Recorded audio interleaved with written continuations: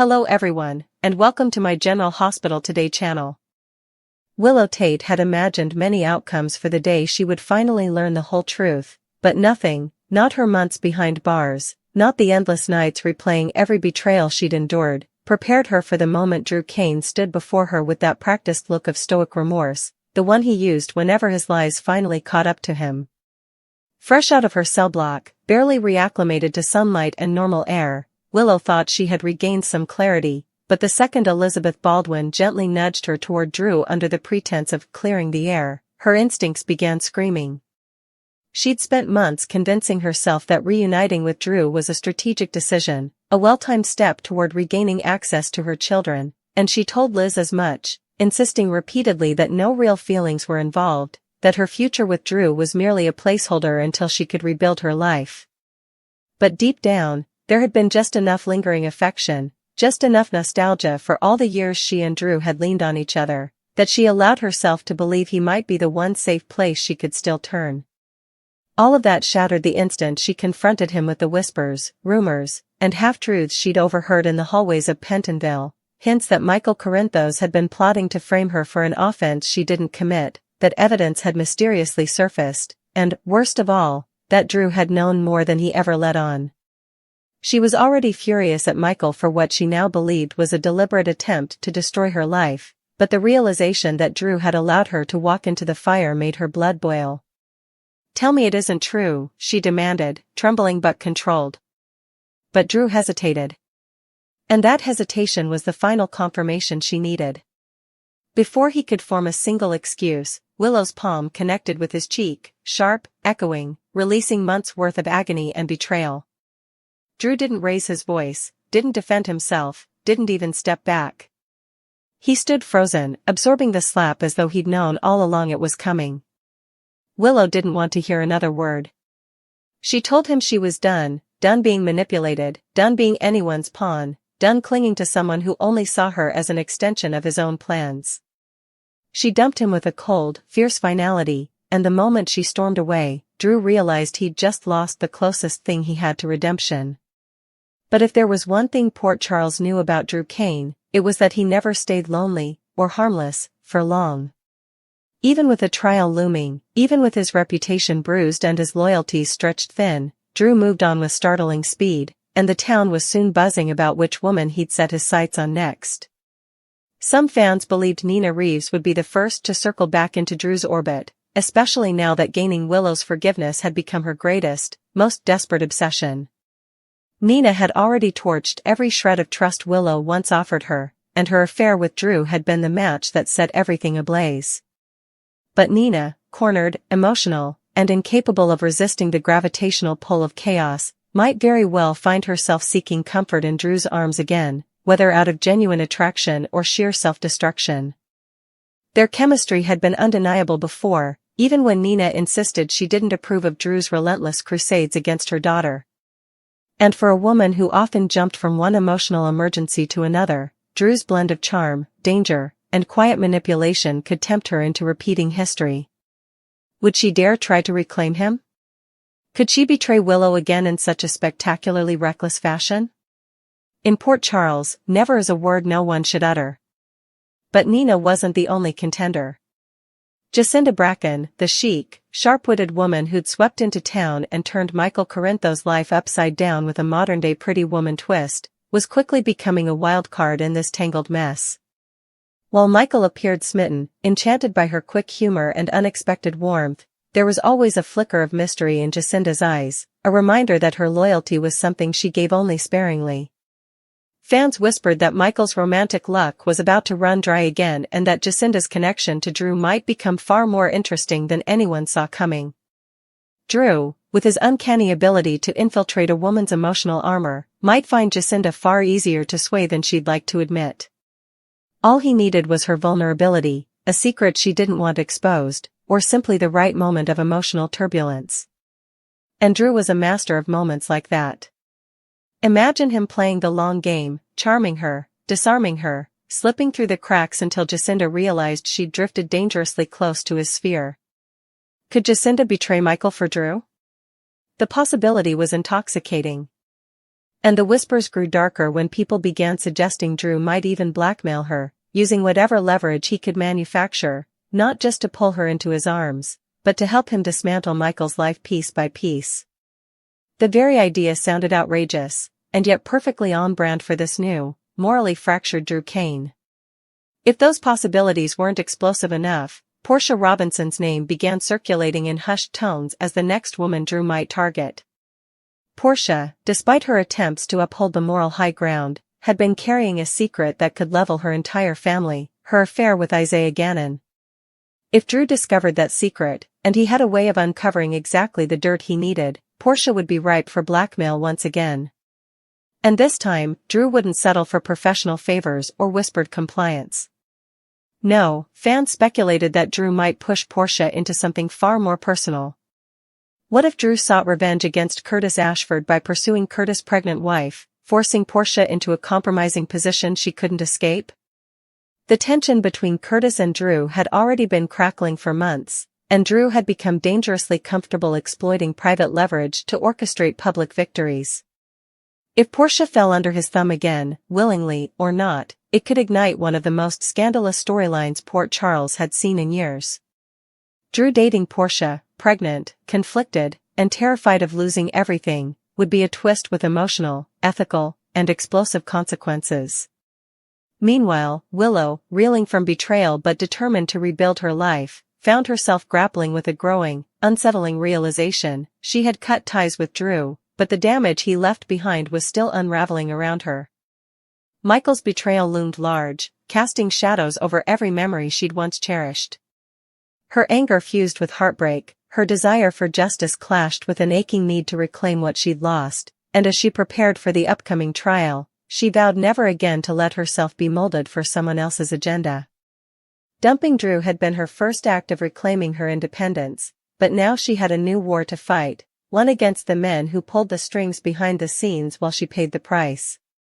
As the courtroom drama approached, Willow's resolve hardened. She would step onto that stand not as a victim, not as a pawn, but as a woman determined to reclaim her agency. And Drew, now drifting from one potential lover to the next, had no idea that the fire he'd ignited in Willow was far more dangerous than anything he could manipulate. Her story was shifting, her strength resurfacing, and the next chapter of her life would not be defined by betrayal, but by the reckoning she was prepared to unleash. And while Drew carved a new, scandal-laced path through Port Charles's most vulnerable women, Willow was preparing for something far more powerful, her comeback, her justice, and her freedom. If Willow thought severing ties with Drew would bring relief, she soon learned that breaking free from a man like him came with aftershocks she was nowhere near prepared for. In the days following their explosive confrontation, the slap, the shattered trust, the vows never to be played again, she couldn't escape the ripple effect Drew was creating across Port Charles. Every corner she turned brought a new whisper, a new rumor, a new revelation about whom Drew was charming, manipulating, or seducing in her absence. She told herself she didn't care, that Drew Kane's romantic chaos was no longer her problem, but it was impossible to ignore the way Port Charles buzzed like a hive disturbed by an unseen hand.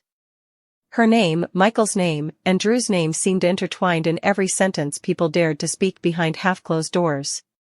And as Willow tried to pick up the pieces of her life ahead of the trial, she realized she wasn't just preparing to defend herself, she was preparing to survive the fallout of the men who had let her down when she needed them most.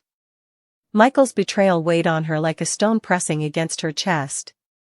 She had loved him, trusted him, shared a child with him, and built a life on a foundation that now felt rotten to the core. To think he might have framed her, deliberately, selfishly, with the cold intention of removing her from his orbit, made her question every tender moment they had once shared.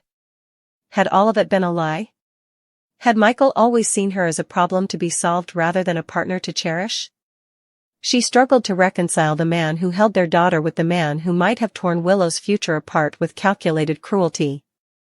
And Drew, who should have been her ally, had stood by silently, knowing the truth would eventually destroy her.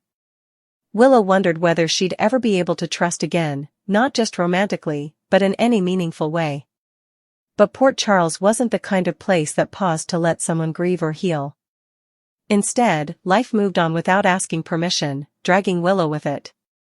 Drew's romantic entanglements became the talk of town, with Nina Reeves squarely at the center of the frenzy. Nina had always walked a fine line between desperation and love, between longing for a daughter and violating every boundary that made a relationship possible. And now, in the wreckage of her relationship with Willow, Nina found herself fixating on ways to rebuild what had been lost. Some whispered that Nina wanted Drew back, not because she loved him, but because he represented a shortcut to Willow's forgiveness. The logic was twisted, nonsensical, and painfully Nina, reclaim the man you betrayed your daughter with in hopes of restoring that daughter's trust? It was the sort of backward reasoning Port Charles residents had grown accustomed to. And more importantly, Nina's eyes lingered on Drew in ways that suggested she was remembering their chemistry, their heat, the thrill of sneaking around before everything blew up. Drew, too, seemed to remember. He'd always had a soft spot for Nina, a fascination with her fragility mixed with ambition. She carried the kind of emotional volatility he found both intoxicating and exploitable.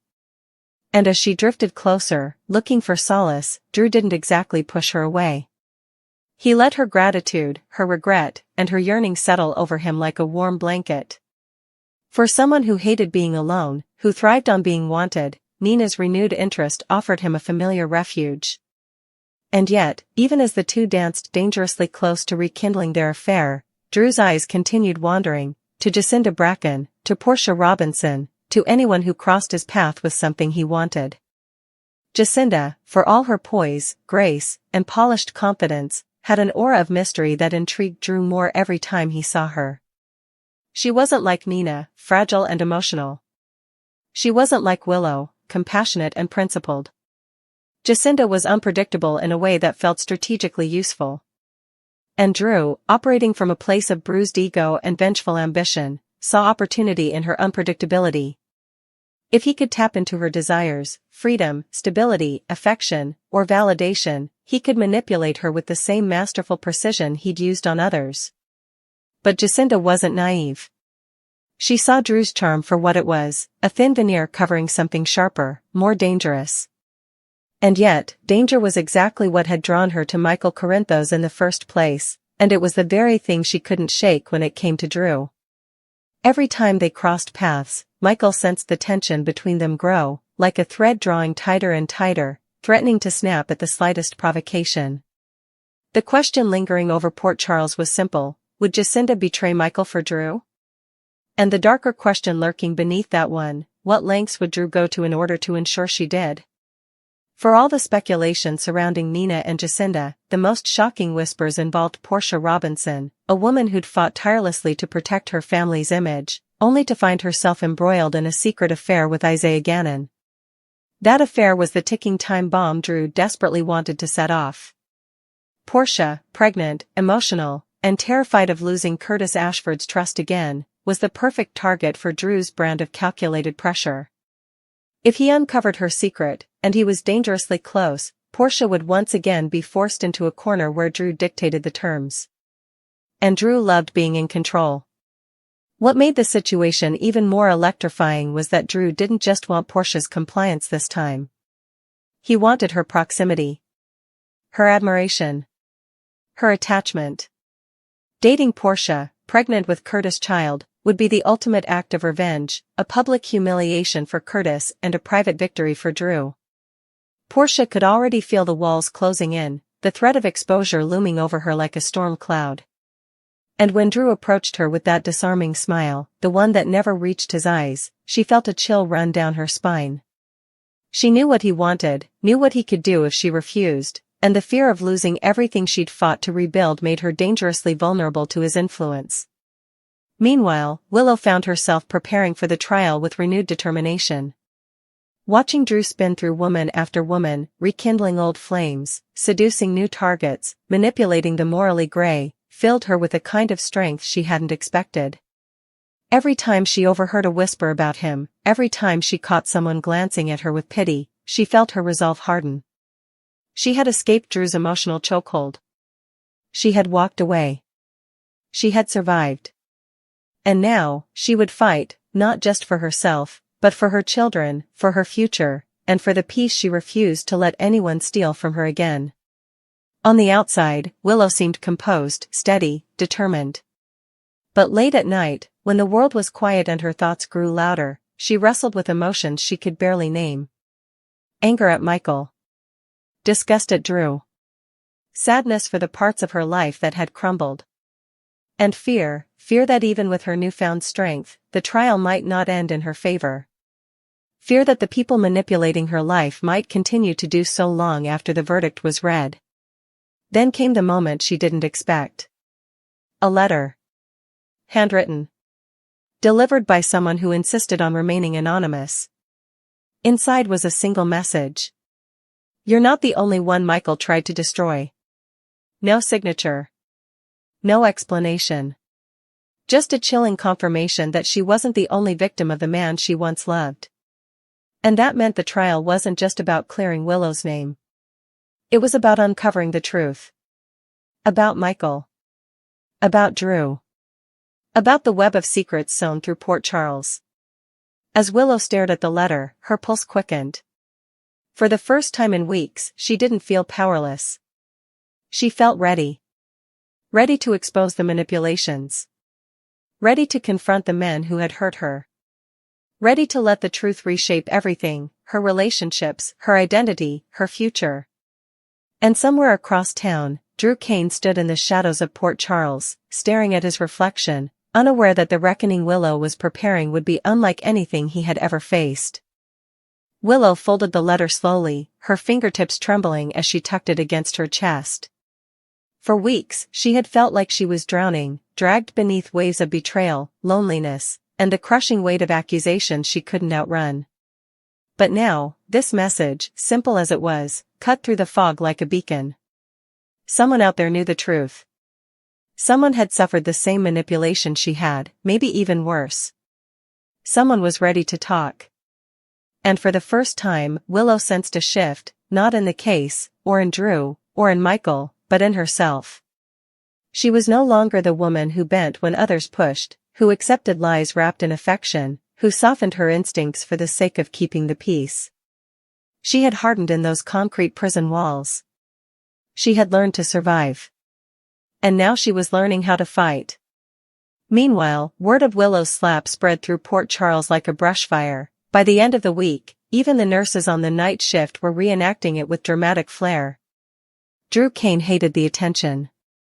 Not because of the humiliation, it would take far more than a slap to bruise his ego, but because it disrupted the image he was so meticulously trying to rebuild. Drew didn't want the town seeing him as the man who lost control. He wanted to be seen as a victim of circumstance, a misunderstood hero who occasionally made the wrong choices for the right reasons. Yet every whisper that reached him, about Willow, about his rumored liaisons, about the trial, chipped away at that carefully crafted persona. And the more the town gossiped, the more desperate Drew became to reassert dominance wherever he could. Portia Robinson felt that dominance pressing down on her like a tightening vice. Drew's interest in her had intensified rapidly, far faster than she could process. Every time she turned around, he seemed to be there, at the hospital, at the Savoy, even at General Hospital board meetings he had no business attending. He would smile, soft and polite on the outside, but with an edge that made her skin prickle. Portia wasn't naive, she knew exactly what Drew was capable of when he had leverage, and she feared he had found new ways to gather it. A single misstep could send her secret into the open and shatter her marriage to Curtis. And the worst part was that Drew knew it too. The unspoken threat hung in the air like static, always ready to spark. Back at home, Willow paced the living room floor, rehearsing the questions she would ask her anonymous informant, if they ever came forward. What had Michael done to them? What proof did they have? And most importantly, why now? She needed answers, but she also needed allies. Her circle had grown painfully small, and trust was something she could no longer give freely. Yet something told her this letter was the first crack in the armor Michael had worn so confidently. The truth was coming, whether he wanted it to or not.